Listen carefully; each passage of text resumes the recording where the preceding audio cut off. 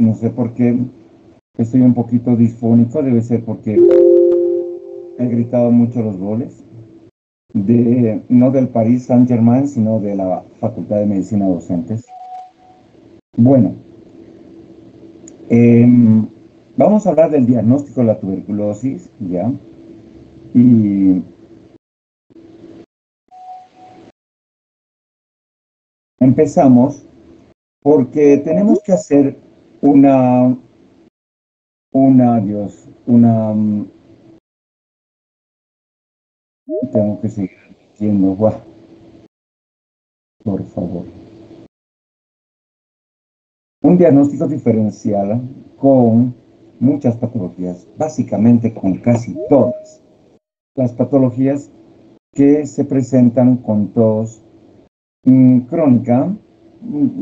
Crónica se puede decir por encima de 2 semanas o asociación con síndromes febriles de tipo eh,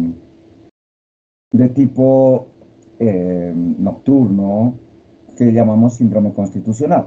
Y dentro de estas enfermedades estará la neumonía, la neoplasia, infecciones de tipo supurativas como las bronquiectasis, el absceso pulmonar, y también patologías obstructivas y restrictivas, como ser asma y EPOC, bronquiectasias, dije ya, y las enfermedades intersticiales difusas, dentro de las cuales se encuentra la fibrosis. O sea, es una gran gama de afecciones respiratorias que tenemos que tener en cuenta al momento de sospechar tuberculosis. Tenemos diagnóstico de certeza cuando encontramos en un cultivo la presencia de Mycobacterium tuberculosis. Ustedes saben que el cultivo tarda de habitualmente 2 meses, ¿no? O sea, 20, 40 y 60 días son las lecturas que se van haciendo en un medio de cultivo que normalmente no se hace sino en lugares, digamos, centrales, como ser la Escuela Técnica de Salud, y son, digamos, reportadas hacia la central que está en La Paz, en el enlace, en el caso de Cochabamba, en el caso de Bolivia, quiero decir. Pero ha venido grandes cambios con la biología molecular, que ya se empezaba a ver desde 2010 aproximadamente, con un incremento cada vez mayor del uso de estas plataformas llamadas GeneXpert, ya que no es nada más que reacción en cadena de polimerasa para detectar el ADN micobacteriano. También se puede detectar con este mismo sistema la presencia de resistencia a uno de los principales fármacos que están generalmente juntos en el tratamiento, como son la rifampicina. O sea, con el GeneXpert, digamos, vamos a ver después, podemos detectar con altísima sensibilidad la presencia del ADN micobacteriano, ¿ya? Y también nos puede detectar la presencia de resistencia a rifampicina. Y si tenemos resistencia a rifampicina, tenemos que pensar en que, como vienen junto con la tableta de isoniazida, siempre, en la mayor parte de los países, y Bolivia no es la excepción, que haya resistencia a los dos fármacos. A los dos fármacos más importantes de la tuberculosis de primera línea, quiero decir a rifampicina e isoniazida. Hay otras plataformas de tipo Genotype, LPA-Gyn, que nos van a permitir detectar además resistencias a los demás fármacos, ya, que incluyen inclusive quinolonas. Tenemos entonces esos métodos diagnósticos de certeza, ya lo iremos analizando. Los de alta probabilidad son la baciloscopía, o sea, ya van a ver que ha cambiado un poco a quiénes pedir baciloscopía y a quiénes pedir pruebas moleculares, y la presencia de una biopsia de granulomas de Koester con presencia de necrosis de calcificación. Excluirían, digamos, la posibilidad de tuberculosis aquellos pacientes que tienen muestras procesadas que suelen ser negativas y donde además se ha descartado otras enfermedades que acabo de mencionar, ¿ya? Y también por imágenes, ¿no? Se justifica, digamos, en algún caso muy raro, podría iniciarse el tratamiento específico, pero prácticamente lo que hemos puesto de certeza y alta probabilidad son los que se están empleando en el medio. El flujograma que utilizábamos antes era de la persona que tosía por más de 15 días, con o sin expectoración. A ese paciente se le hacía normalmente 3 vaciloscopías de esputo, ¿ya? Y si era positivo, empezábamos el tratamiento. Si era negativo, nosotros, por la cuestión, digamos, del sistema operativo que teníamos antes, no podíamos hacer tanta radiografía y no se daba tanto valor a la tuberculosis, siempre estaba postergada. Pero en ese momento se hacía un tratamiento con antibióticos pensando en una infección de cualquier orden, y se le daba un tratamiento con betalactámicos, con macrólidos, pero no con quinolonas, por 10 días como mínimo. Si a los 10 días el paciente seguía con tos, seguía con expectoración, el paciente en ese momento se le solicitaba nuevamente una vaciloscopía de control y se mandaba a cultivo, ¿no? Y se pasaba a un segundo o tercer nivel para analizar de qué se trataba este paciente llamado sintomático respiratorio. Si el paciente mejoraba, se le daba alta médica con controles. Pero ahora tenemos otras definiciones de caso epidemiológico que nos van a permitir tomar decisiones para poder hacer el diagnóstico, como por ejemplo el hecho de tener una tuberculosis presuntiva, ha reemplazado al sintomático respiratorio. ¿Qué es una persona con tuberculosis presuntiva? Es una persona que tiene o se sospecha porque tiene uno o más síntomas sugestivos de la enfermedad pulmonar o extrapulmonar. En el caso de la pulmonar, tendrá que ser tos por 15 días o más, con o sin expectoración, es decir, el término sintomático respiratorio previo, asociado a sudoración nocturna, pérdida de peso y fiebre. Pérdida de peso normalmente asociado a astenia, anorexia y adinamia. En este flujograma, para pedir no vaciloscopía, sino preferentemente el GeneXpert, biología molecular, tendríamos que tener una persona con tuberculosis presuntiva y vamos a analizar grupos de riesgo. ¿Quién es grupo de riesgo? Ya lo veremos. A esa persona con grupo de riesgo se solicita el GeneXpert, y el GeneXpert, la biología molecular, puede tener no detectado, detectado y detectado sensible a rifampicina o resistente a rifampicina. Y si nosotros tenemos tratamiento o digamos GeneXpert en grupo de riesgo positivo, sensible a rifampicina, iniciamos el esquema 1, que ya lo veremos. Pero si sale resistente a rifampicina, nosotros tenemos que pensar automáticamente en un RR, y un RR es potencialmente resistente a isoniazida, ya les he mencionado por qué. Cuando tenemos un TBC sensible, solicitamos laboratorio de rutina y siempre debemos hacer un tratamiento en condición programática. Tenemos que derivar al centro de salud donde vive o más cercano a su barrio con una nota con todo lo que hablaremos. Bueno, yo honestamente quiero darles una clase más porque es demasiado importante esto para nosotros. Los casos nuevos, ya, que no son, digamos, grupos de riesgo, no han tenido tratamiento previo, no vienen no son portadores del virus VIH, no tienen situación de calle, no viven en las cárceles. Estos pacientes se les pedirá vaciloscopía seriada y si es positiva debemos hacer un envío para ver si hay drogoresistencia. Normalmente el cultivo y test de sensibilidad enlaza. Pero si sale negativo, un caso nuevo, pues pensaremos lo mismo, ¿no? Iremos viendo si se trata de otro proceso de tos crónica, una infección bacteriana, una enfermedad bronquial obstructiva, un proceso de tipo intersticial difuso, qué sé yo. Acá podemos iniciar un tratamiento de prueba, tanto para el asma o para infección sin quinolonas. Insistimos, no utilizar quinolonas. Y esto es importante porque en nuestro medio estamos viendo muchísimo uso indiscriminado de levofloxacina y menos mal que no estamos usando moxifloxacina. Ya les voy a mencionar por qué. Chequeamos 10 días. Si el paciente mejora con el tratamiento que tú piensas que puede tener el paciente, pues alta médica. Si no, recién en este grupo que tuvo vaciloscopía negativa, que no mejora a un tratamiento, digamos, de 10 días, se le debería pedir el experto. Entonces, más o menos este es el flujograma programático en el programa de tuberculosis de nuestro medio.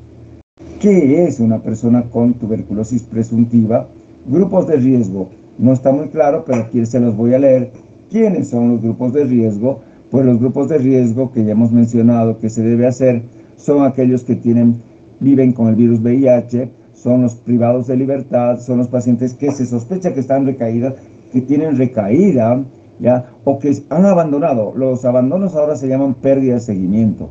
O aquel paciente que tiene contacto estrecho, que convive habitualmente con un paciente TB, drogoresistente, y ahí que también tiene esto que llamamos TB presuntiva.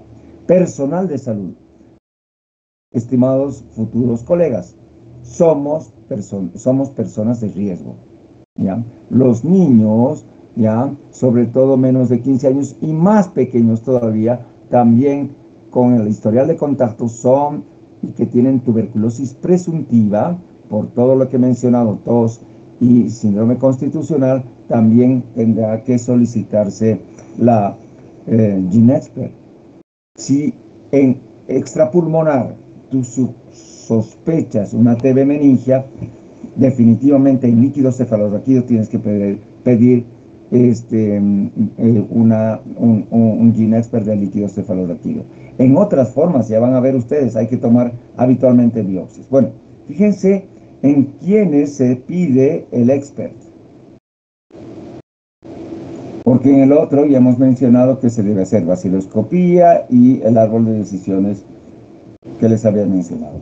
Alguna clasificación de tuberculosis basada en la localización anatómica, las tuberculosis en el 80% son pulmonares, ¿ya? Aquellas que afectan el parénquima pulmonar o el árbol traqueobronquial, menos la pleura, bueno, va a cambiar probablemente esto, pero la pleura se considera porque no suele ser de tipo contagiosa extrapulmonar.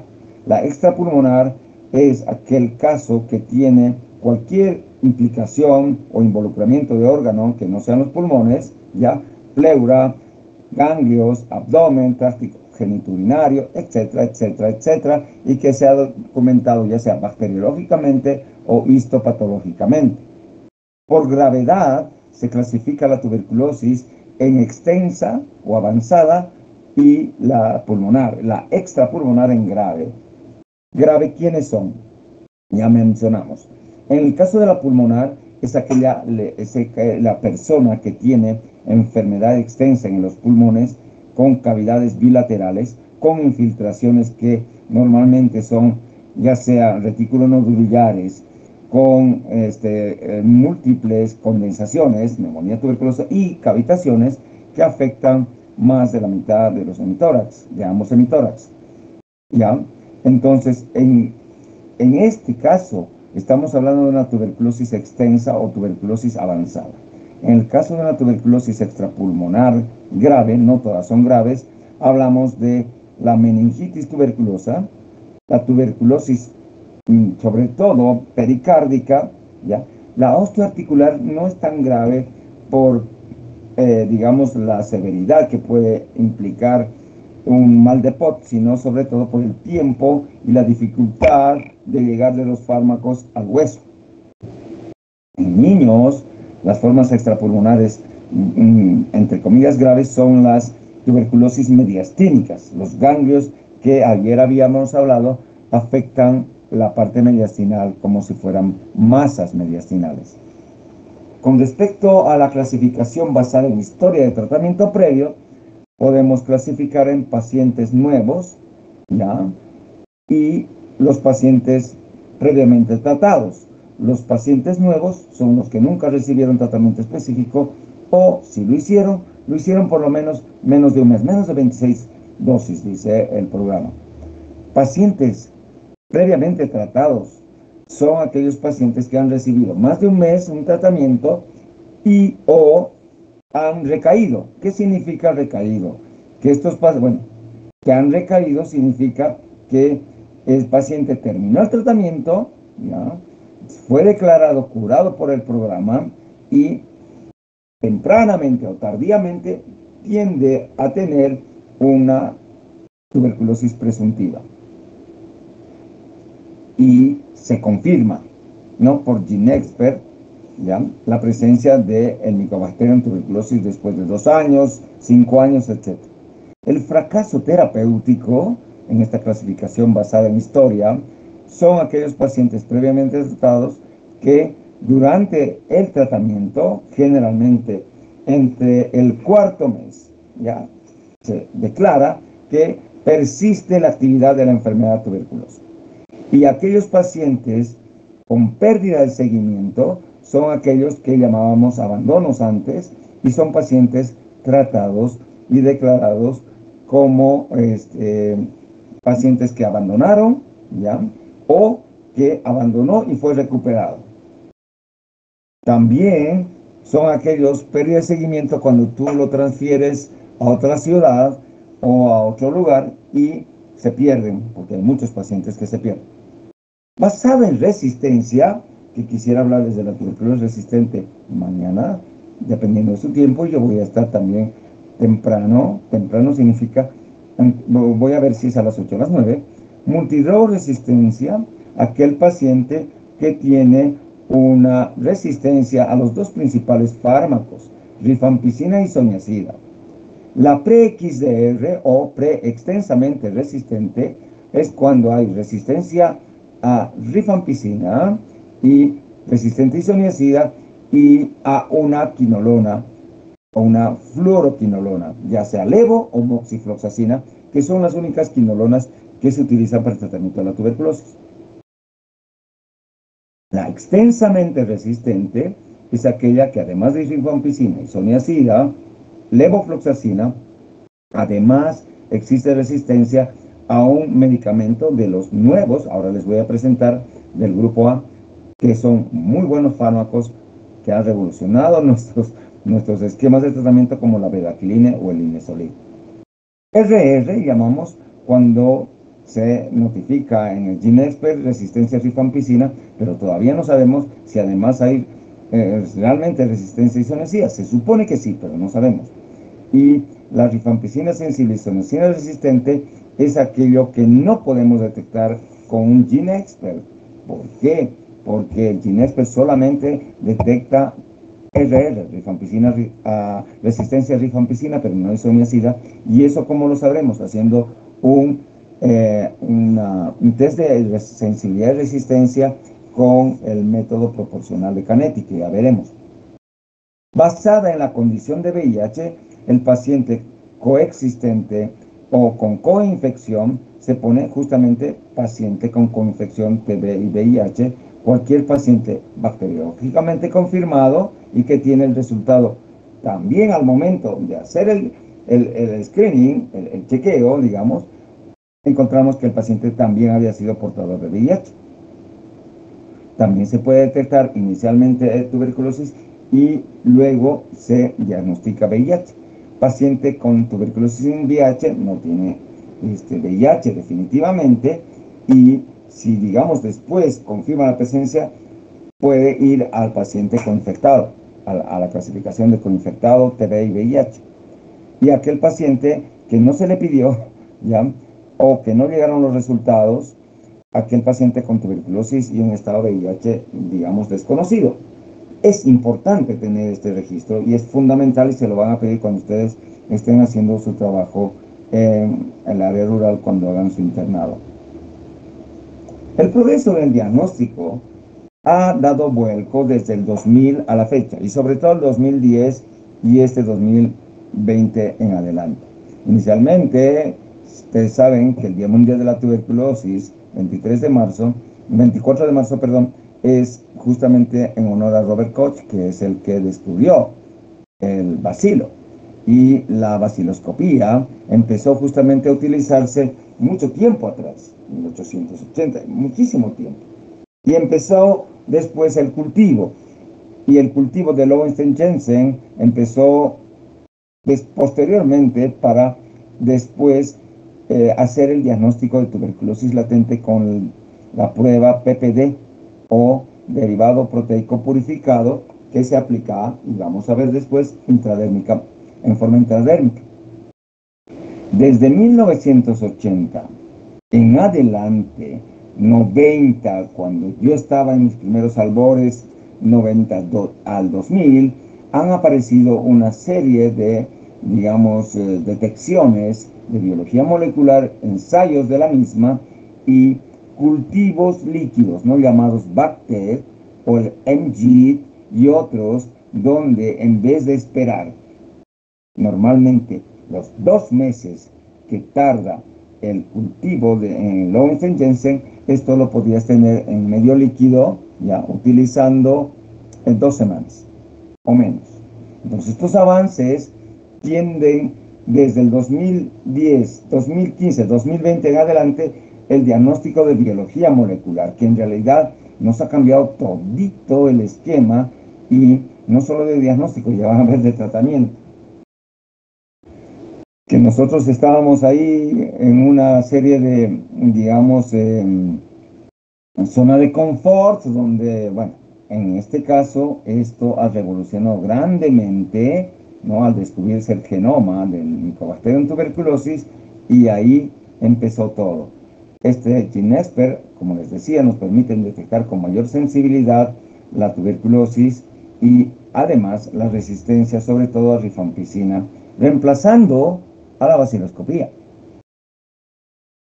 A ver, ¿qué tenemos como diagnósticos entonces en prioridad? Las pruebas de detección del ADN, ¿no? Ya hacemos las pruebas de biología molecular, que se llaman pruebas moleculares rápidas habitualmente.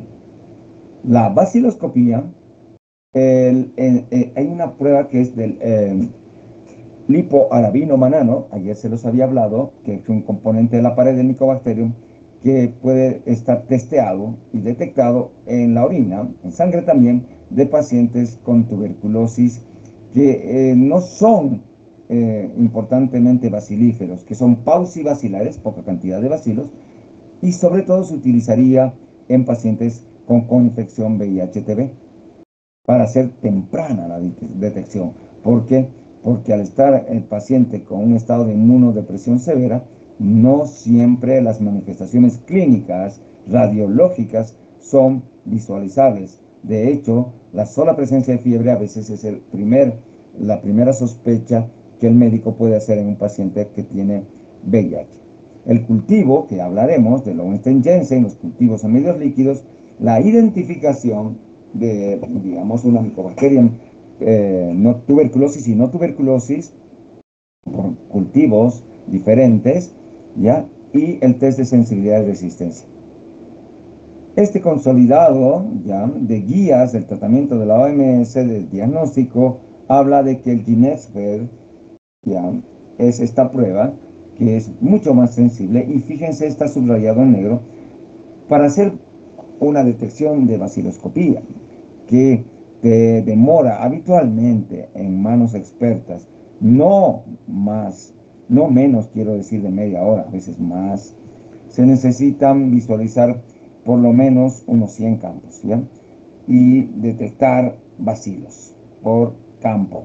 Y para que salga positivo, la prueba tiene que ser importantemente bacilar. Más de 10.000 bacilos por mililitro de expectoración o esputo se tiene que tener de carga micobacteriana para que se detecte una cruz positiva. Esto en baciloscopía. Sin embargo, con estas pruebas moleculares, el GeneXpert, y eso que no estoy hablando del Ultra, estoy hablando del GeneXpert, se necesitan mucho menos, 100 bacilos por mililitro para que se detecte positivo, ¿ya? ¿Cuál es el problema? Que no detecta bacteria micobacteriosa típica, pero tampoco nos interesa por ahora este tipo de población. La prueba es así, ¿no? Es como tener una muestra que definitivamente tiene que pasar por algunos pasos, ¿ya?, donde esta muestra es colocada a un cartucho, se inserta justamente en este aparatito que parece una cafetera, no les miento, y se aplica para que haya una especie de filtrado, lavado de la muestra, lisis ultrasónica de otros microorganismos capturados, del Mycobacterium, para liberar el ADN. Después, estas moléculas de ADN son justamente reactivas al PCR y después se amplifica en tiempo real en la misma, y en cuestión de habitualmente 1 hora y 45 minutos te sale como Mycobacterium detectado en baja carga, como dice acá, o digamos, está aquí, y dice además resistencia no detectada. Estas dos cosas son fundamentales en el informe de esta plataforma GeneXpert. ¿Cuáles son las indicaciones? Ya les mencioné los grupos de riesgo, no voy a volver a decir. Todos estos grupos de riesgo, ¿ya?, son directamente sin vaciloscopía para GeneXpert. También, aparte del esputo, muestras respiratorias de esputo inducido, lavado broncoalveolar por broncoscopía, biopsias de pleura, biopsias de tejido óseo, biopsias de ganglio, se pueden enviar, y por la severidad se acepta líquido cefalorraquídeo. Habitualmente no están realizando, pero hay cambios ahora con las heces fecales. En niños sí se está haciendo. En líquido pleural, si tú insistes porque no puedes tomar una biopsia pleural por X o Z motivo, no se está haciendo, tampoco se está haciendo, y debería hacerse en orina, pero por cuestiones, me imagino, operativas, no se están aceptando, a menos que en una junta médica se solicite expresamente que se le haga. El GeneXpert tiene este tipo de evolución, ¿no? Empezó desde el 2006, ya les dije, y fue evolucionando para que al 2009 se lance como tal, y el 2017 hay una hermosa adelanto en esta plataforma que se llama el Ultra. El Ultra porque te permite tener mayor sensibilidad. Se necesitan tan solo casi 10 ml, 13 ml, 13 bacilitos, 13 bacilos por mililitro, ¿ya?, para que pueda ser detectado. Y se detecta en casi 1 hora, o sea, tiene una sensibilidad incrementada. Y eso es lo que estamos usando acá en Cochabamba. ¿Por qué? Porque vamos a tratar de hacer lo más, digamos, de detectar tempranamente al paciente, inclusive paucibacilífero. Eso es una belleza. Y después han aparecido otras plataformas, 2020, 2021, que ya vienen para el XDR, que se llama, donde viene a colores y te permite detectar, además de resistencia a rifampicina, resistencia isoniazida con sus diferentes mutaciones, a etionamida, a quinolonas y también a drogas de segunda línea de tipo endovenosa, que ya no estamos utilizando. Por ejemplo, ya no se usa micacina, ya no se usa más streptomicina. Esta es la que estamos usando, lo acabo de colocar, y esta sensibilidad es cercana al 90% y aporta mucho más, ¿no ven?, al diagnóstico comparado con la vaciloscopía, cuya sensibilidad es del 65%. Por lo tanto, nos está ayudando en la detección. Esto es la plataforma XDR, donde podemos ver en colores la presencia no solamente de resistencia a rifampicina, a isoniazida. Fíjense que se puede detectar alta carga y baja carga de resistencia, de acuerdo a la presencia de la mutación en el gen más frecuente, que es el gen CATG, pero también el INHA o el FABG1 y otros genes también pueden estar presentes en las mutaciones, y hay una reacción cruzada con la resistencia a etionamida que al día de hoy no interesa.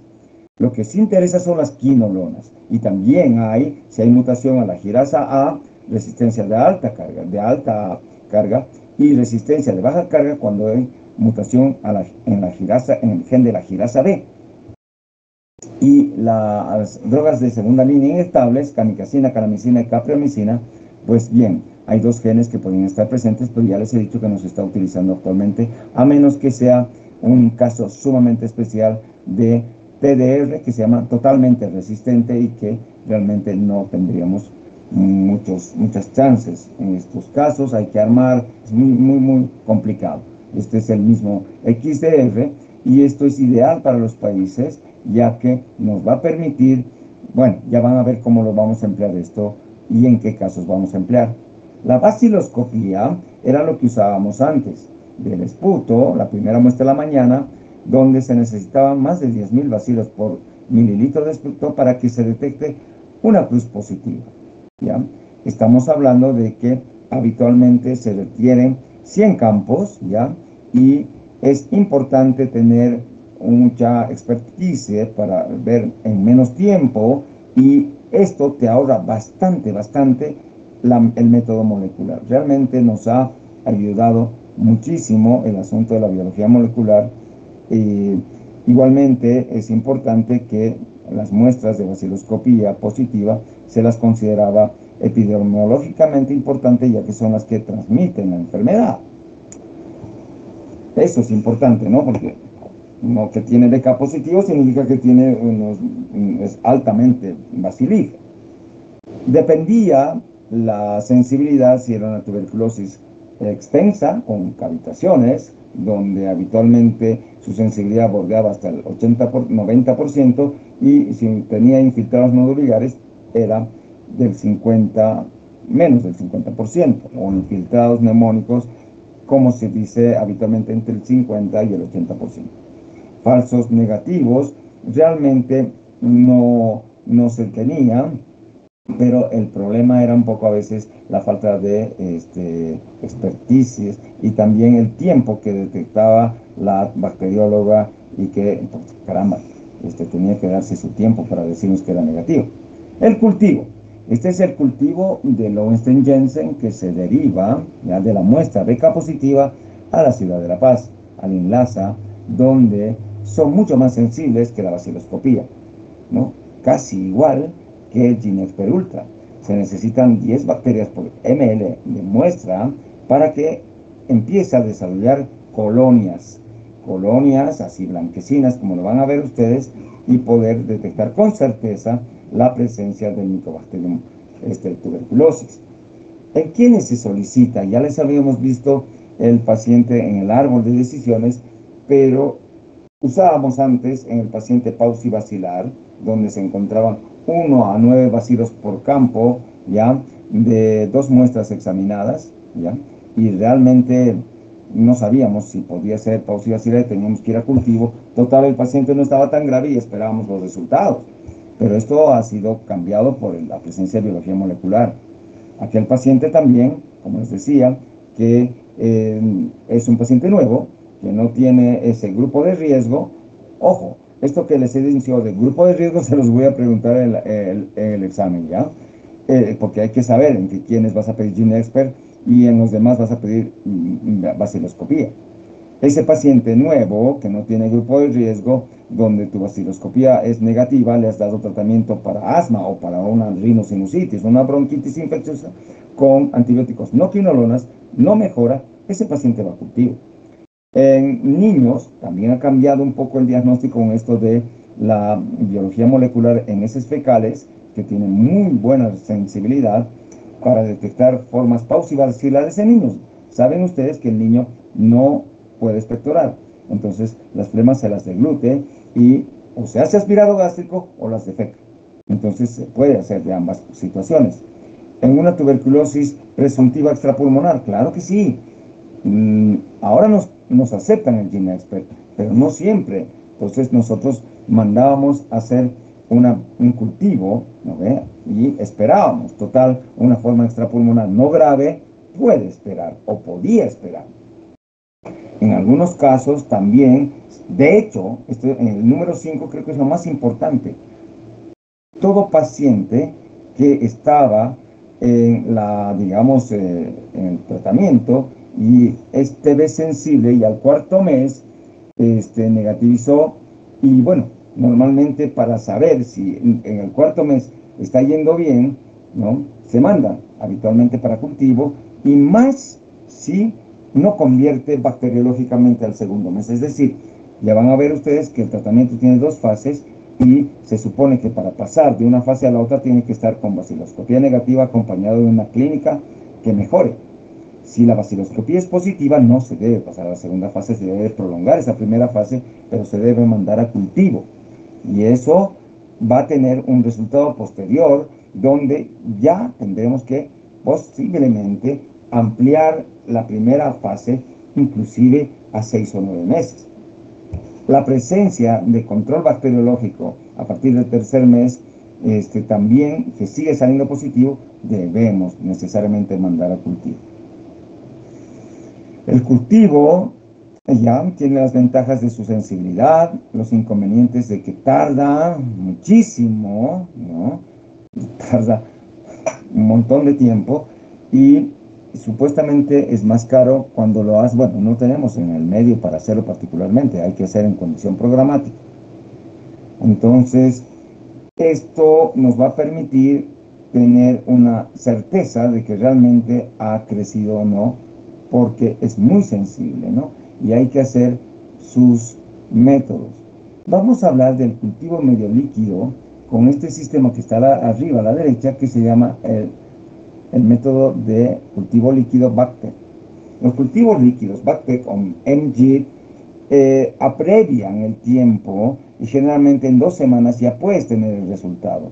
La sensibilidad es mayor que el medio convencional de Lowenstein-Jensen, que es del 80%. Esta sensibilidad de medio líquido es del 90%. Ambas, si crecen, pues son específicas casi en el 100%. Ahí está siendo realizada el cultivo de Lowenstein-Jensen, ¿no? Con todo lo que es la decontaminación de los procesos bacteriológicos, bioquímicos que son importantes, para después entrar a estas cajas donde se va aplicando las concentraciones de fármacos para decidir por un método que se llama el método de las concentraciones, se llama. Ver justamente si hay resistencia a los principales fármacos de la tuberculosis. El medio líquido, una vez más, es ideal tenerlo, sería importante tenerlo por el tiempo, ¿verdad?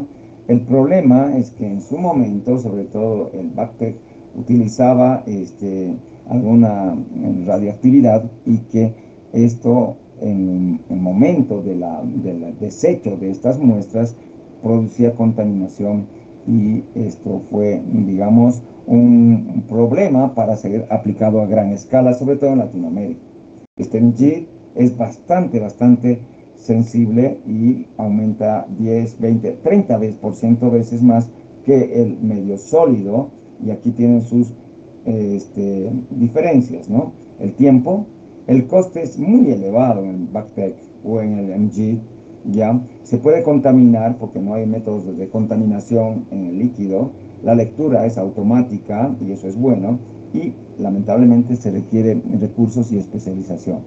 En quienes se pide la sensibilidad o la llamaríamos antimicrobiograma o el test de sensibilidad y resistencia a drogas de primera línea o de segunda, en aquellos pacientes que pertenecen al grupo alto de riesgo o mediano de riesgo de desarrollar resistencia. Eso lo veremos mañana.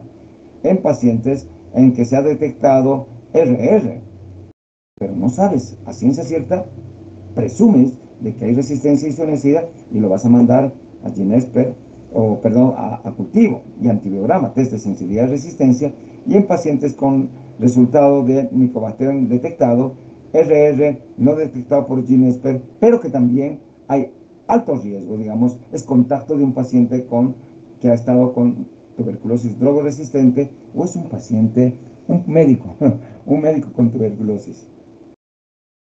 Allí está el método de proporciones, se llama, no de concentraciones. El del test de sensibilidad y resistencia no importa, pero lo que ustedes tienen que saber es que tiene buena reproducibilidad, no es caro. El problema es el tiempo, porque si bien tarda, digamos, 2 meses el cultivo, hay que agregarle un mes más para que te reporten la sensibilidad y resistencia. Y eso no es dable en algún paciente que tiene tuberculosis extensa y tiene además VIH, imagínense ustedes. Seguimos viendo algo de los test, hemos hablado. Eh, es importante en algunos casos diferenciar qué es es resistencia detectada fenotípicamente y genotípicamente. Fenotípicamente es con cultivo y este test de sensibilidad y resistencia, ¿ya? Y genotípicamente es con las pruebas de biología molecular. Puede haber disociación, puede haber, sí señor, puede haber que tu prueba salga RR y en el terreno puede salir sensible. Lamentablemente hay algunos casos. El patrón fenotípico no se aconseja en la actualidad el GeneXpert o en el caso de drogas que se amplía el espectro a tiracinamida, tambutol o a sobre todo quinolonas, pues sería una maravilla tener el genotype, pero tenemos nosotros no el genotype, tenemos el GeneXpert XR. Entonces tenemos el GeneXpert Ultra y el GeneXpert XR. ¿Qué otras formas, además de la biología molecular, nos ayudan a hacer diagnóstico? La biopsia sobre todo, tanto por broncoscopía, de una masa que puedes pensar que puede ser una masa tumoral abscedada versus una tuberculosis. De esa biopsia puedes mandar a hacer GeneXpert y anatomía patológica. La anatomía patológica nos puede ayudar, y sobre todo en las extrapulmonares, ¿verdad?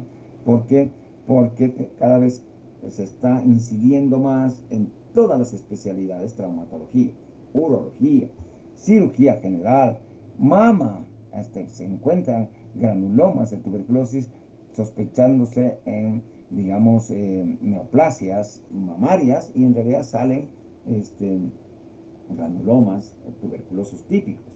Entonces, hallazgos macroscópicos y microscópicos siempre deberán confirmar el granuloma de Koester, y esta muestra en suero fisiológico se debe hacer no solamente el GeneXpert, sino también cultivo.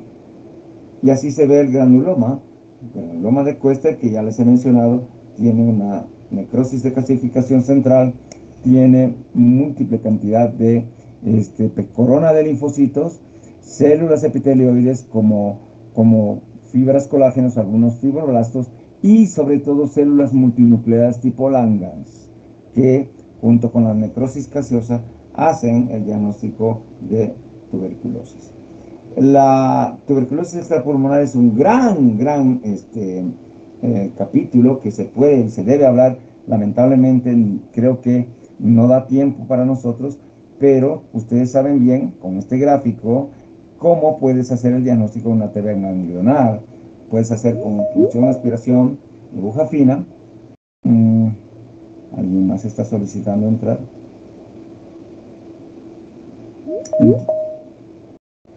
Ya.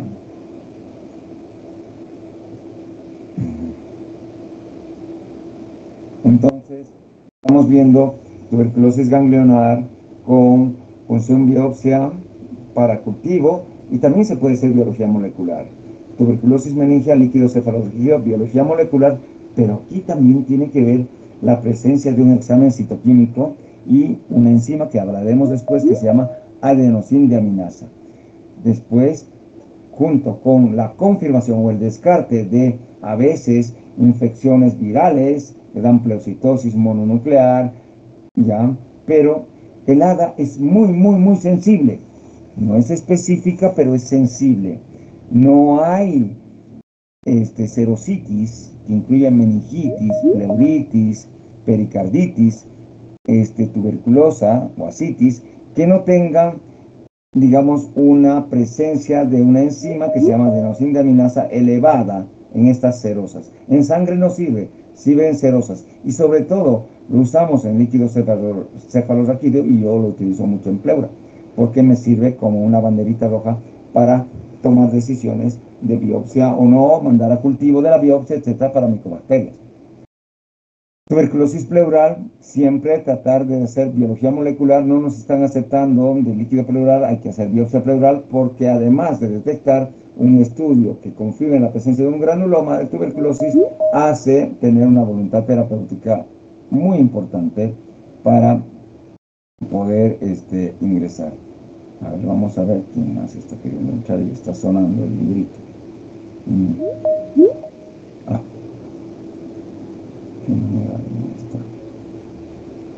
Segundito, por favor.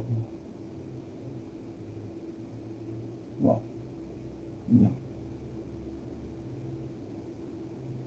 Después tenemos así diagnósticos de tuberculosis osteoarticular, pericárdica, renal. Bueno, es mucho lo que podríamos hablar y esto se los voy a pasar.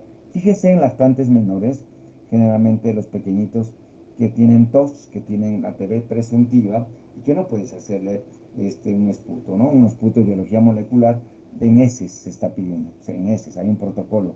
Eso es muy bueno para la sensibilidad de detección de una deglución de material bronquial, ¿no? O pulmonar que el niño no puede expectorar, pero sí puede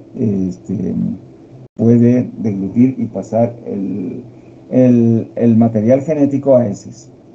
El ADA, les había hablado, nos sirve muchísimo para la detección de serositis tuberculosa, ya que todas estas serositis van a producir un proceso inflamatorio de predominio de células linfocitarias o mononucleares, ¿no? Que donde la vaciloscopía es muy baja. La rentabilidad de la vaciloscopía, por ejemplo, el cultivo, dependiendo en líquido cefalorraquídeo, máximo 40%. Y el cultivo no aporta mucho también, y no vas a esperar, imagínate, un cultivo, una meningitis tuberculosa. El paciente va a estar bajo tierra cuando estés esperando. Por lo tanto, esta presencia de la adenosinaminasa es perentoria, es necesaria hacerla cuando tú haces una punción lumbar, una punción de líquido pericárdico y sospechas que pueda tener tuberculosis. Y además de que te va a permitir en un segundo tiempo o en ese, depende de la sospecha, ¿no? Hacer biopsia, ¿ya? Y mandar a anatomía patológica y a biología molecular esta serositis o esta exudación, este exudado mononuclear con ADA alta, que tiene que hacer sospechar en Bolivia, sobre todo en países donde la prevalencia es alta en tuberculosis. ¿Ya? Puede haber falsos positivos, ya les dije que es sensible pero no es específico. Mientras más alto sea el nivel, digamos en líquido cefalorraquídeo el punto de corte es 8. Si tengo 8, más de 8, tengo una pleocitosis mononuclear y el paciente tiene síntomas de una meningitis a líquido, digamos, claro o santocrómico, tú tienes que empezar el tratamiento ya. Así tu Ginesper ha dado negativo, porque la rentabilidad de la biología molecular, de la vaciloscopía en líquido cefalorraquídeo, que en realidad es una inflamación con muy poca carga micobacteriana, no pasa del 50%. Tú inicias el tratamiento, porque si tú no inicias el tratamiento, te lo vas a cargar al paciente. Te lo vas a cargar al paciente y el paciente va a dejar muchas secuelas. Claro, tampoco es empezar así a lo loco. Muchos, teniendo la posibilidad de hacer diagnóstico o descarte de infecciones virales o micóticas que forman parte también de pleocitosis de tipo mononuclear con ADA bajo, inician tratamiento, pero recuerden, el tratamiento son 6 meses, no es 6 días. Y hay que ver, ¿no? Hay un porcentaje no despreciable muchas veces de reacciones adversas a fármaco. Entonces, ¿en qué casos podría dar, digamos, en pleura falsos positivos? Cuando hay un paraneumónico, cuando hay un problema de tipo linfoma o cuando hay lupus, a veces suele salir levemente incrementado. Mientras más alto, más específico. Pleuritis reumatoide y linfomas. El lipoaramino banano, detectado en orina por este lateral flow, se llama LF-LAM, ¿ya? Nos ayuda muchísimo en dos grupos específicos. En pacientes con VIH y síntomas, signos y síntomas de tuberculosis, ¿ya? Pero que su CD4 esté muy bajo, menos de 100 células por microlitro. Pacientes con HIV severamente enfermos, independientemente de su CD4 o que se desconozca, también nos va a permitir hacer el diagnóstico. Entonces, ¿qué es gravemente enfermo? 4 señales: taquipnea, fiebre alta, taquicardia y impotencia funcional, que no sea capaz de poder andar sin colaboración, que esté gravemente enfermo, paciente que aunque no tenga tos ni infiltrados radiográficos, tú en la orina le pides este test y tiene una sensibilidad importante para detectar muestras,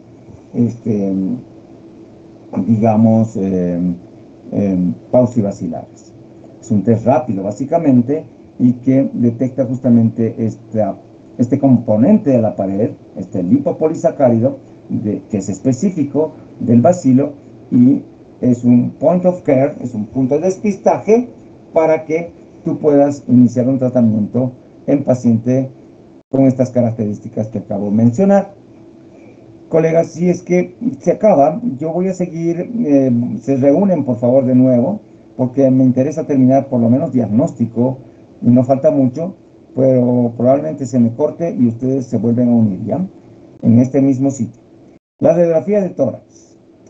Si solamente tengo infiltrado retículo nodular en el lóbulo superior derecho y no tengo esputo, el paciente está sin síntomas, no tiene tuberculosis presuntiva, no puedo iniciar tratamiento, ¿no? Entonces, eso, sobre todo les digo para los colegas que llegan del exterior, de cualquier parte, y no han hecho tuberculosis. Tuberculosis no es muy atractivo para la gente, menos para los profesionales que van fuera.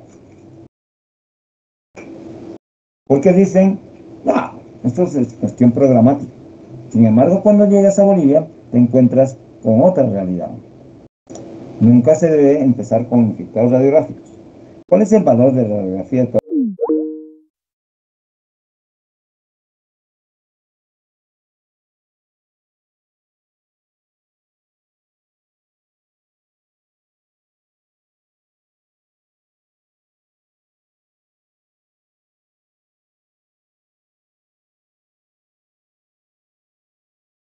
Bueno, les hago una pregunta.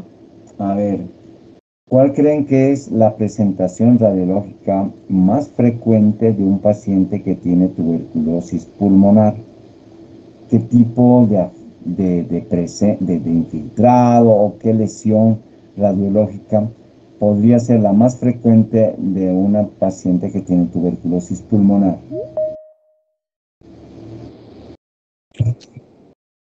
Muy, casi te digo muy bien, pero te digo no.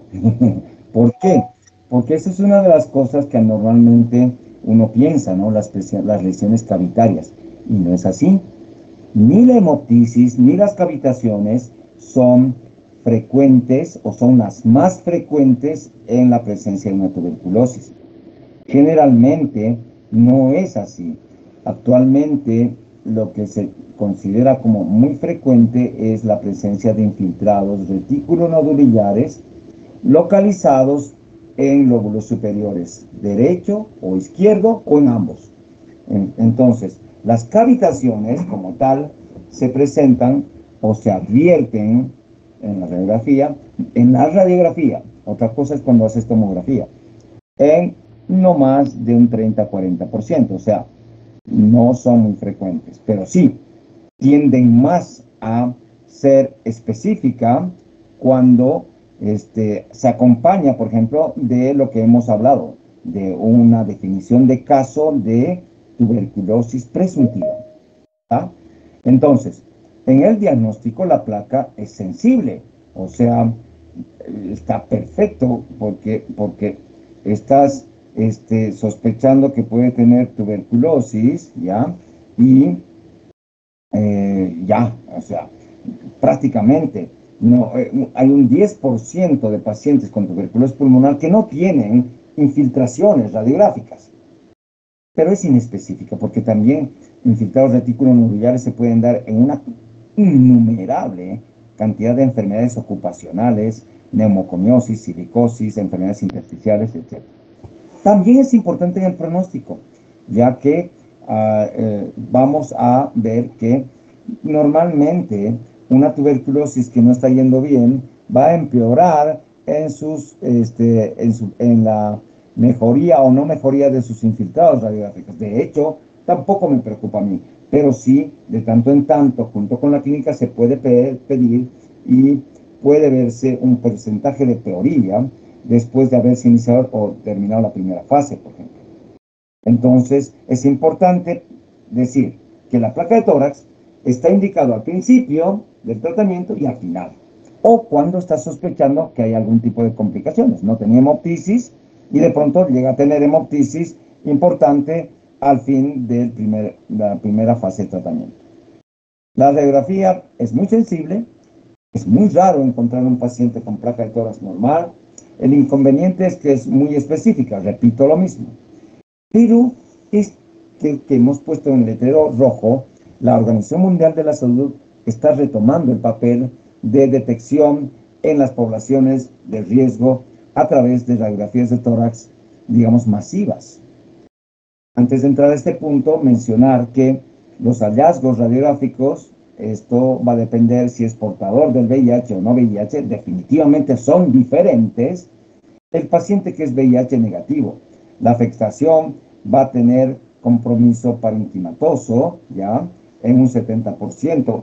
Va a tener como focos de neumonía tuberculosa, hay un porcentaje de 38%, hay tuberculosis muy baja, 2%, lesiones apicales con pérdida de volumen, 18%, y así sucesivamente. Fíjense ustedes que las afectaciones parenquimatosas, no estoy hablando de cavitaciones, no estoy hablando de cavitación, porque cavitación, como les decía yo, tan solo afecta en 30-40%, ¿ok? Entonces, son nódulos o son infiltrados, retículos nodulares o afectación del parénquima. Pero el paciente VIH, fíjense que cuando el parénquima tan solo tiene afección única del parénquima, etcétera, en un 50%. Y puede verse hasta en un 10% normal la placa, ¿ya?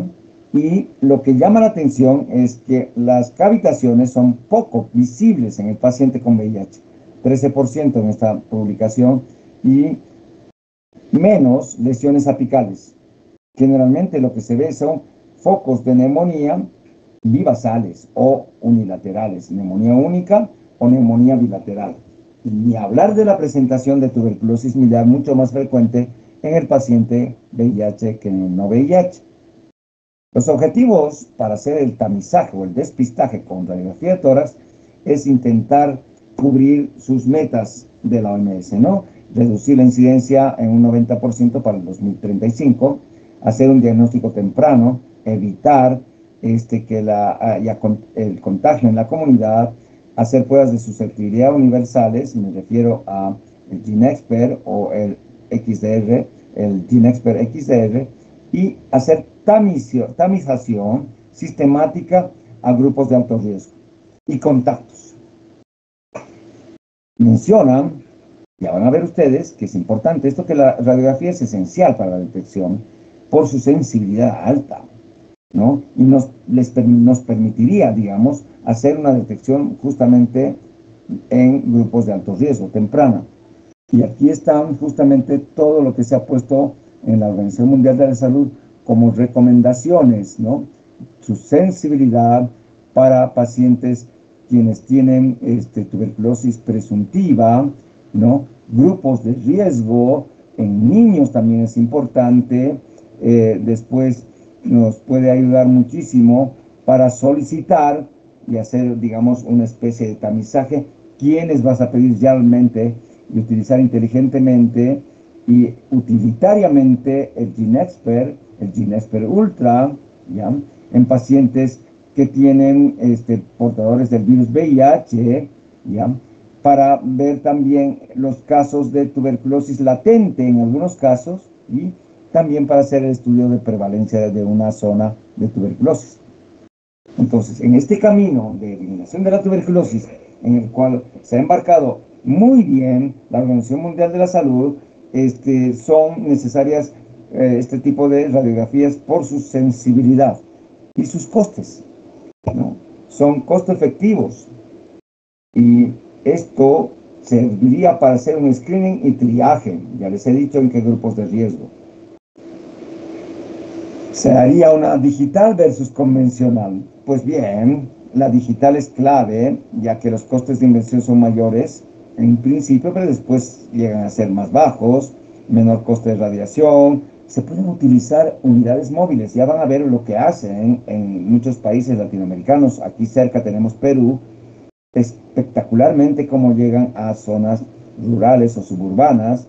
Y lo bello de todo lo que es la telemedicina y la lectura a distancia con la inteligencia artificial, te puede hacer diagnósticos sin presencia del radiólogo con altísima sensibilidad y especificidad.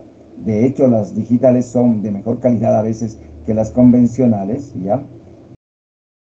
Y aquí están las recomendaciones que han sido actualizadas, ojo, en el screening radiológico de los pacientes, donde se ha podido ver que justamente la placa de tórax es anormal en una sensibilidad del 94%.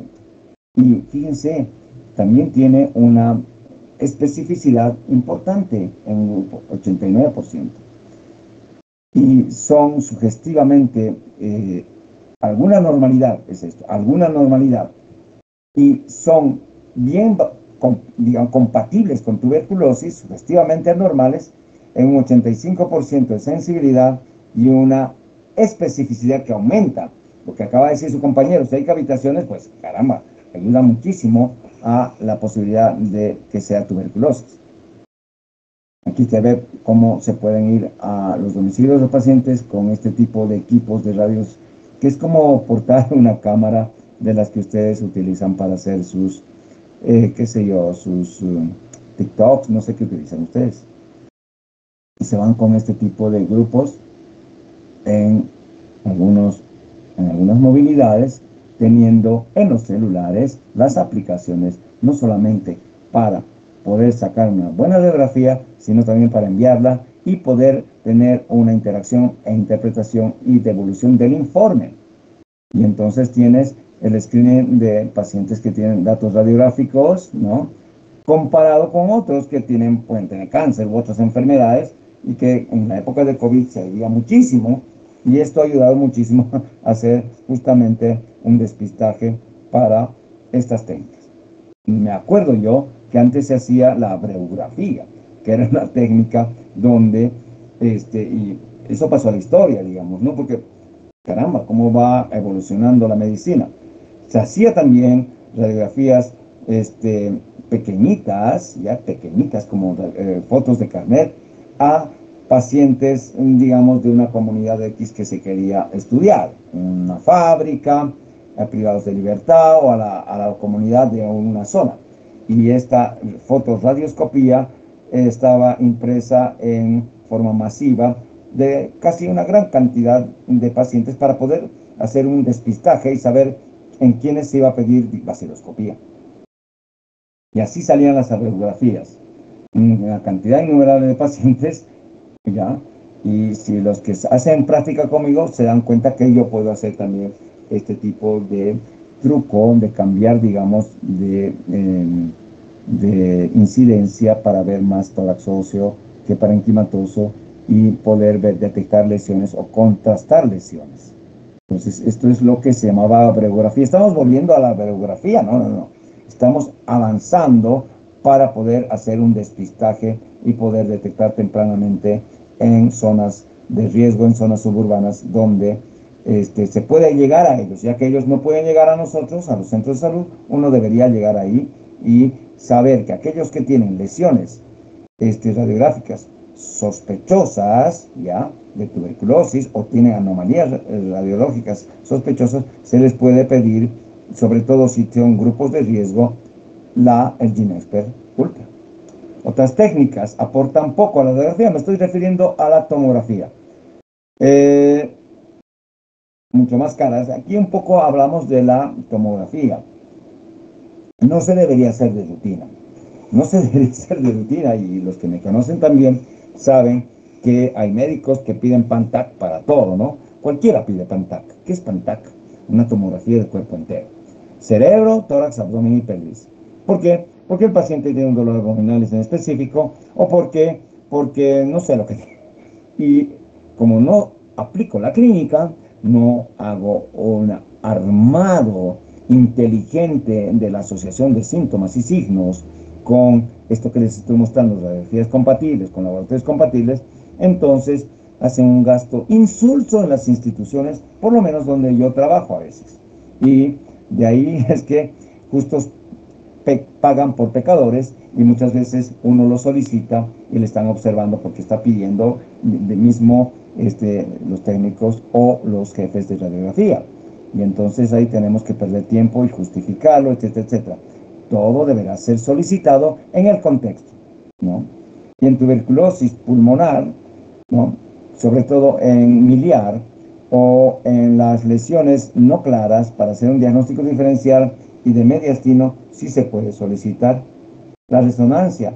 Realmente, solamente en caso de tuberculosis vertebral se podrá solicitar, y claro, angioresonancia o cardioresonancia se está solicitando y se podría solicitar en una pericarditis tuberculosa, por ejemplo. Tuberculosis pulmonar activa. ¿Qué se ve en la tomografía? Macronódulos, les decía, son nódulos pequeños y nódulos que se unen con presencia de retículo. Eso es lo más frecuente de encontrar en los pacientes con tuberculosis pulmonar. Bueno, esto ya es una tuberculosis con diseminación broncógena, con una verdadera neumonía tuberculosa, ¿ya? En nódulos centrilobuliares coalescentes que han diseminado al otro pulmón. ¿Será que esto es compatible con TB miliar? Podría haber una diseminación broncogena y también linfohemática. ¿Por qué no puede ser? Esto es lo que llamamos tuberculosis extensa. Miliar no parece. Y aquí vamos a ver otro tipo de compatibilidades, no específicas, pero sensibles, como por ejemplo el árbol en brote, la presencia de dilataciones bronquiales, sobre todo el árbol en brote, como ven en este círculo que se ve amarillo, que es una de las presentaciones de la tuberculosis, pero no es específico, se puede ver en otra patología, en patologías sobre todo bronquiolares. ¿Y esto qué es? ¿Alguien me puede decir a qué es compatible esto, por favor? Voy a regalarle 10 puntos, si es de mi grupo.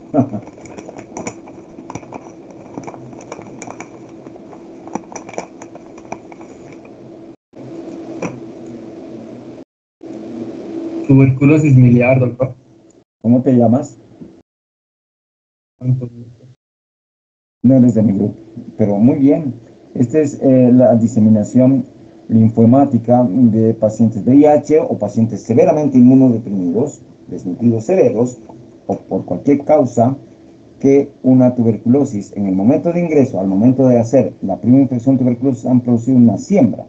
Y esa siembra se ha ido masivamente, no solo por la carga, sino sobre todo por la ausencia de respuesta celular, ya sea macrofágica, ya sea por déficit de interleucinas, ya sea por, sobre todo, deficiencia de linfocitos capaces de llamar a través de los interferones gamma más macrófagos para producir justamente, o más monocitos para producir macrófagos capacitados, tipo células multinucleares tipo Langhans, y la tuberculosis se extiende. Es una tuberculosis progresiva de tipo diseminación miliar con granos de mifol de 1 milímetro dispersos por todo el parénquima pulmonar. Es una forma grave de tuberculosis. A veces tenemos que pedir tomografía en estos casos para hacer diagnóstico diferencial de otra enfermedad intersticial difusa o de tipo neumoconiótica o metástasis de linfáticos de un tumor a distancia. Entonces, esto sí es importante que lo noten. La sensibilidad de las técnicas diagnósticas en pacientes inmunocompetentes, la placa de tórax se detecta siempre algo en un 90-95%. La biopsia detecta granulomas se llama de Koester, con células multinucleares tipo Langhans y necrosis de calcificación en 90-95%. El cultivo líquido, 90%, sólido, 85-90%. El Ginexpert Ultra, que te permite detectar 13 bacilos por mililitro de esputo, tiene una sensibilidad del 80-85%. Y el Ginexpert convencional, un poco menos, porque necesita 100 bacilos por mililitro de esputo para que te dé 75-80%. Y la baciloscopía ha bajado, ha bajado, y solamente se piden pacientes no de riesgo, que se piden 2 baciloscopías y se procede de acuerdo al algoritmo. Su sensibilidad va a depender de las lesiones cavitarias o no, en un 60-65%. Mencionar que hay el famoso inmunodiagnóstico para hacer diagnósticos, sobre todo en muestras de tipo extrapulmonares, pero nos está ayudando muchísimo para, digamos, reemplazar, debería ser mejor complementar la prueba de tuberculina que ya no se está haciendo en nuestro medio y que solamente se hace en algunos casos para diagnóstico de tuberculosis infantil, pero con el advenimiento de el Ginespere en heces en el niño con TB presuntiva ya no se está utilizando, debería utilizarse para una prueba que se llama un índice del RAI, riesgo anual de infección en la comunidad, como una especie de investigación, pero ya no se está utilizando de rutina. ¿Y qué ha venido a reemplazar? Ha venido a reemplazar estas muestras en sangre que llamamos IGRAS. IGRAS viene es un acrónimo en inglés que tiene que ver con la liberación de interferón gamma, ¿ya? En la sangre. Y hay dos métodos, el TB Spot y el que tenemos en Bolivia, en LASA en La Paz, y aquí en laboratorios particulares, el cuantiferón TB-JIT, que presumen, cuando es positivo, que hay una primoinfección o una tuberculosis latente en el organismo.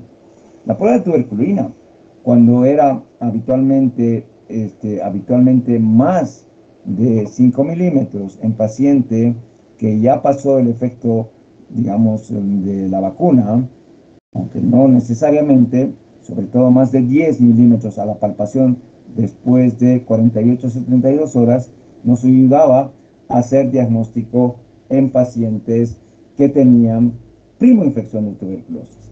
Lamentablemente, tenemos muchos falsos negativos y también algunos falsos positivos que lo vamos a analizar.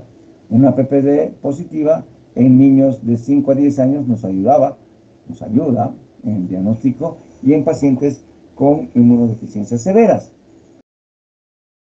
La prueba del derivado proteico purificado, recuerdan, de Calmet y Guerin, donde se aplica en la prueba llamada intradermoreacción, ¿no?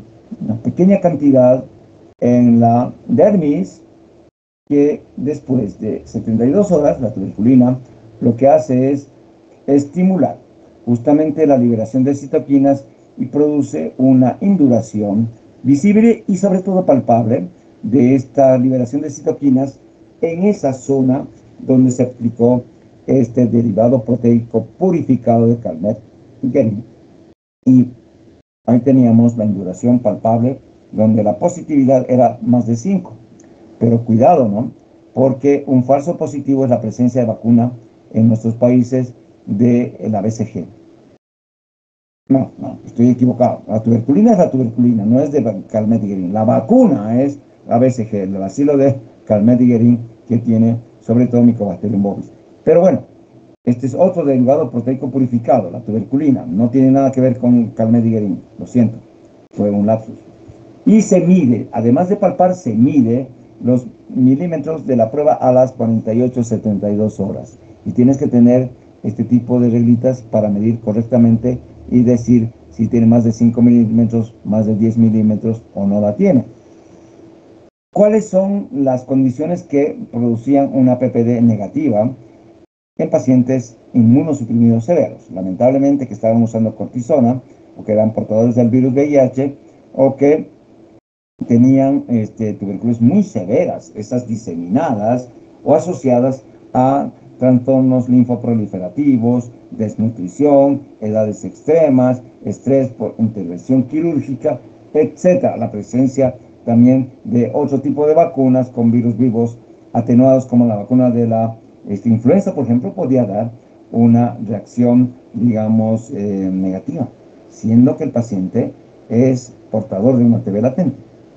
No se especifica porque la presencia de alta prevalencia de nuestros países de la vacuna obligatoria de Calmet y Guerin, la BCG, que nos aplica, y sobre todo ojalá en el primer mes de vida, para estimular las pocas defensas que tenemos y evitar las formas graves de tuberculosis en el niño, sobre todo menor de 2 años, meningitis y tuberculosis miliar nos puede dar un falso positivo.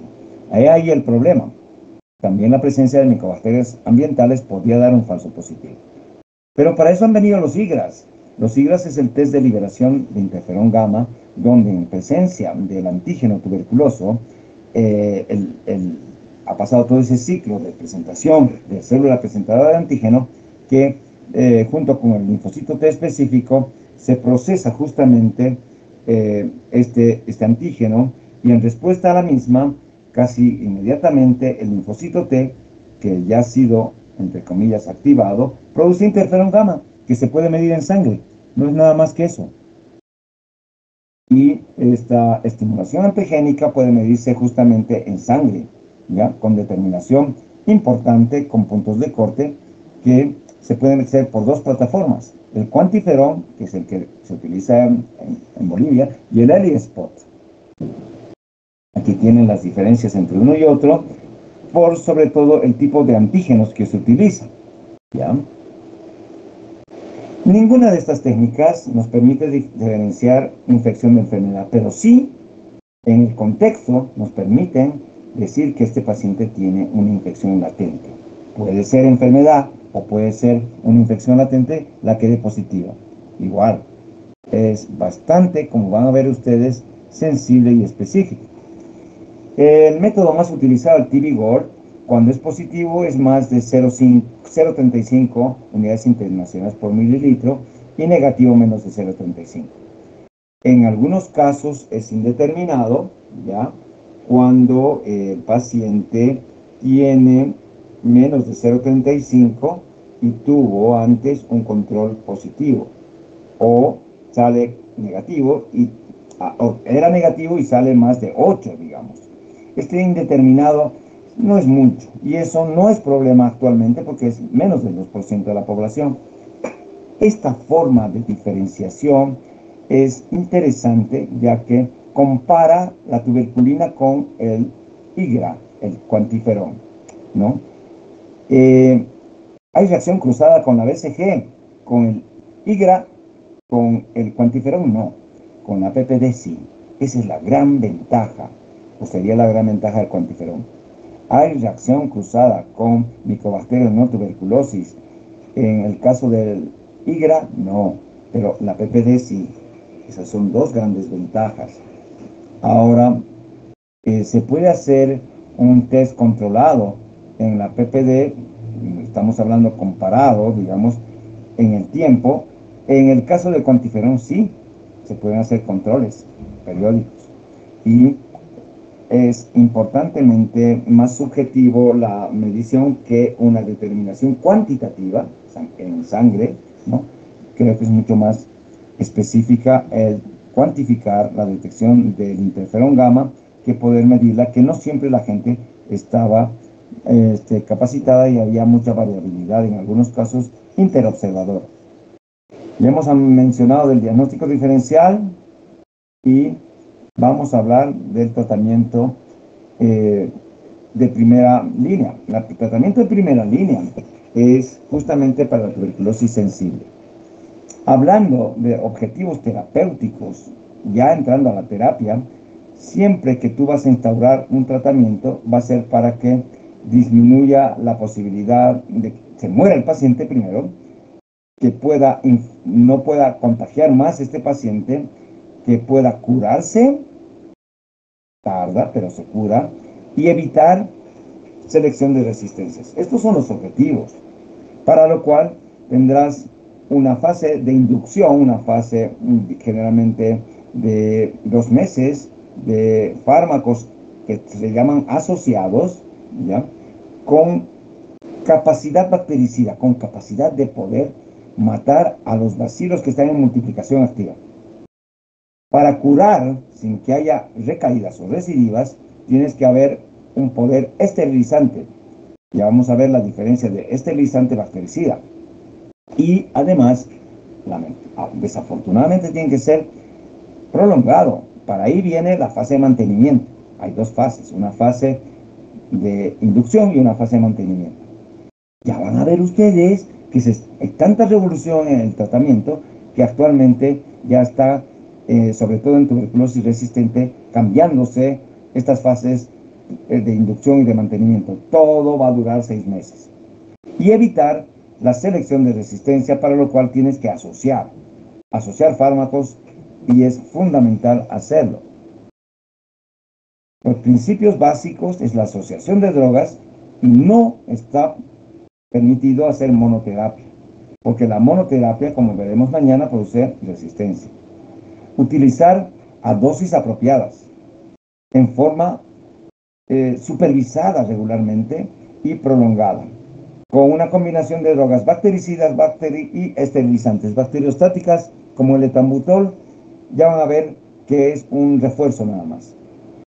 También en el tratamiento es importante conocer que el Mycobacterium de tuberculosis, el gran político, más que los nuestros, pero peor que los nuestros, no sé, creo que peor que los nuestros no he visto. Son las poblaciones que ya Mitchinson hipotéticamente estudió y lo confirmó, que hay micobacterias en las diferentes zonas de afección pulmonar, de multiplicación rápida, de multiplicación intermitente, de estado latente. ¿Cuáles son las que más se multiplican y las que tienen habitualmente una gran cantidad de bacilos? Las que tienen cavitaciones con un pH, digamos, neutro o alcalino y mucho oxígeno.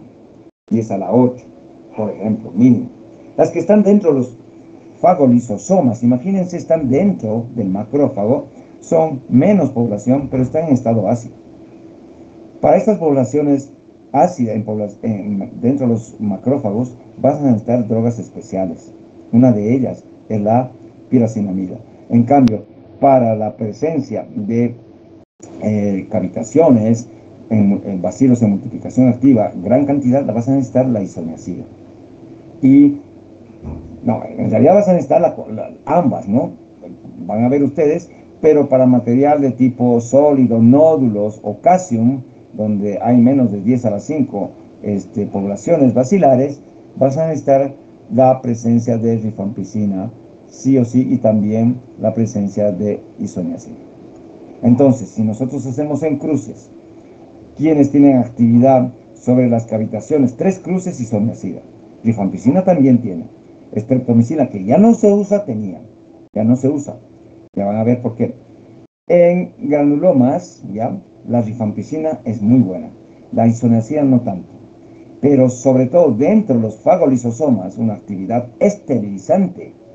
O sea, la piracinamida es digamos, la flor, ¿no?, de este esquema de tratamiento. Lamentablemente produce muchas reacciones adversas.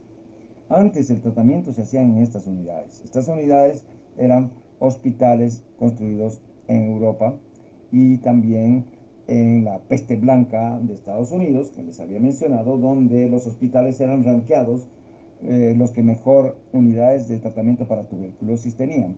Y estas unidades de tratamiento para tuberculosis, como no había todavía tratamiento específico, tenían que estar con ventanales amplios y, digamos, el ingreso del sol amplio, porque se hacía terapias con rayos ultravioleta, que les hablé de la primera clase. Entonces, miren cómo hacían una serie de marketing aquellas veces en Europa con estas alas dentro de las cúpulas de algunos techos, para tener ahí justamente a las personas en elevada altitud, con probabilidad de tener más exposición a los rayos del sol, porque se creía que el sol curaba las enfermedades. Acá tenemos estas salas, ¿no?, donde hay personas que estaban internadas, todas ahí mucho tiempo, haciendo, qué sé yo, terapias de shock con calcio y también con sol. Y ahora están así. Yo trabajé en una unidad que se llama el broncopulmonar, que más o menos debe estar así, o era así. Ya. ¿Qué pasa con los pacientes que no hacen tratamiento? Increíblemente, no todos se mueren la mitad. Hay algunos que se pueden curar, o hay pérdida de seguimiento, pues probablemente. Curar no sé, pero no deben andar para ir por la comunidad. Es un estudio antiguo. Los que tenían tuberculosis positiva, en este estudio de India, ya data mucho tiempo atrás, se curaban los positivos en forma importante de menos del 20%. Pero comparado con los BK negativos y los BK positivos, los que realmente se curaban eran más los que eran, entre comillas, paucibacilares, los que no tenían gran cantidad de bacilos. Esto quiere decir que hay una probabilidad de muerte, sí. Ustedes han visto que se mueren casi, no todos, pero se habla de una mortalidad del 50-60% a los 2 años por la enfermedad. Mientras tanto va produciendo contagio, ese es el problema. Pero los que más se van a morir van a ser los que tienen lesiones más extensas y tienen BK positivo. El advenimiento de fármacos ha sido una línea de tiempo que ha ido desde Robert Wastman, que fue el que descubrió junto con su asistente, en realidad su asistente descubrió el primer fármaco de la tuberculosis o antituberculosis en 1943, la streptomicina. Y después han empezado pocos años después, 5 años, la presencia del ácido paraminosalicílico, el PAS, un fármaco que hasta hace poco se tenía como fármaco de segunda línea, no muy, se lo daba, pero no se lo contaba al paciente con tuberculosis resistente. Pobrecitos ellos que han tomado el PAS porque es tremendamente gastrotóxico. Yo lo he visto. Y después empezaron otros fármacos, ¿no? Isoniazida, piracinamida y estos otros fármacos, cicloserina, canamicina, tionamida, ¿no? Etambutol, 1961, capreomicina y recién, hace 61 años, rifampicina. Y los esquemas se han ido probando conforme se han ido descubriendo los fármacos. Y lo primero que se vio, ya vamos a ver mañana, que cuando se hacía monoterapia sola con streptomicina, empezó a aparecer resistencia, ¿no? Esta monoterapia con streptomicina bajaba grandemente la baciloscopía en los primeros 2 meses, pero rápidamente aparecían las resistencias y recaían los pacientes, y ahí se empezó a ver que tenía que asociarse los fármacos y se empezó a asociar con PAS, con ácido paraminosalicílico, y en 1952 con isodiazida, que ya cambió un poco el panorama y se hacían tratamientos de 24 meses. Y así sucesivamente hay una historia de esquemas asociados con tiempos larguísimos, de 2 años, año y medio, 9 meses a 12 años, cuando ustedes vean, en 1970 se empezó a hacer ya las terapias tetraasociadas. Empezamos a utilizar streptomicina, isoniazida, rifampicina y etambutol, y empezó a verse que estos fármacos eran útiles y después se empezó a cortar el tiempo. Y ahora van a ver que la idea actualmente de los tratamientos es de tener 4 meses de tratamiento para tuberculosis sensible y en niños, 6 meses para la pre-XDR, la posiblemente extremadamente resistente, que significa pre-XDR, donde hay resistencia a